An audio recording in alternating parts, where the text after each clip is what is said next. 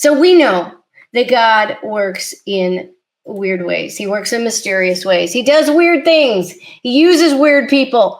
And he sometimes tells people to do really weird things, like all those crazy prophets. And he does this to get our attention, to shove us out of our complacency and out of our legalistic traditions, and to expose our misplaced expectations, to expose our sin.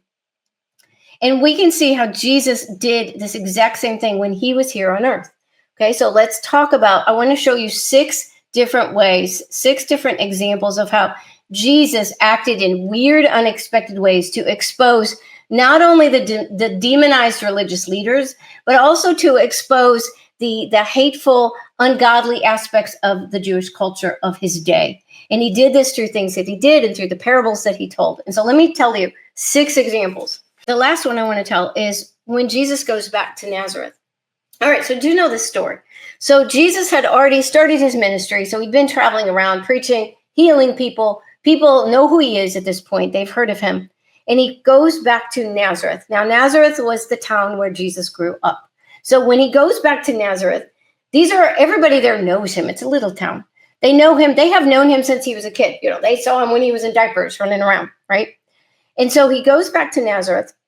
And as is his custom now, because now he's considered a rabbi, he goes into the synagogue and to teach. And he asks to have the scroll of Isaiah. And so he reads from the scriptures a prophetic word of the coming Messiah.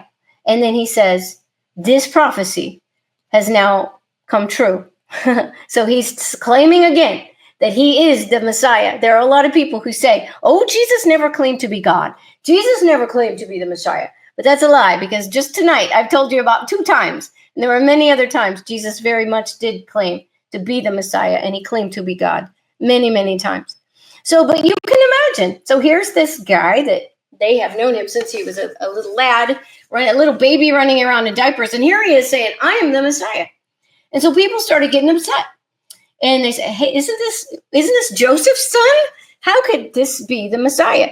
And so when people start getting upset, Jesus tells them this. He says, truly, I say to you, no prophet is welcome in his hometown. But I say to you in truth, there were many widows in Israel in the days of Elijah, when the sky was shut up for 3 years and 6 months, when a severe famine came over all the land. And yet Elijah was sent to none of them. He was not sent to the Israelite widows. He was sent to Zarephath in the land of Sidon, to a woman who was a widow. Okay, so he's saying, look, God did not send Elijah to any of the Israelites. He sent Elijah to a Gentile, to a heathen woman.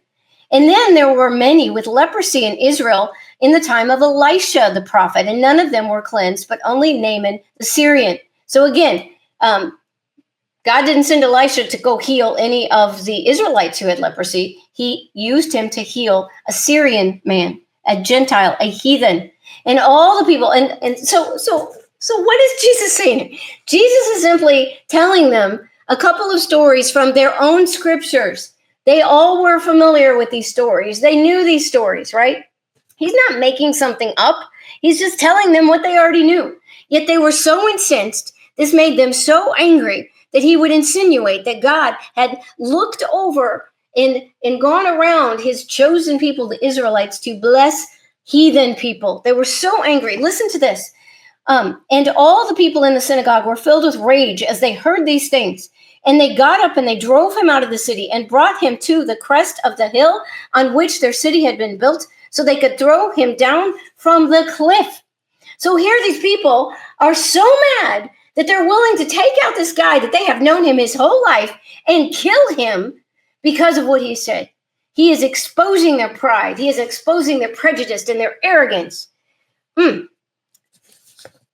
Yeah, I get fired up when I talk about that story. So this is why God does these weird things.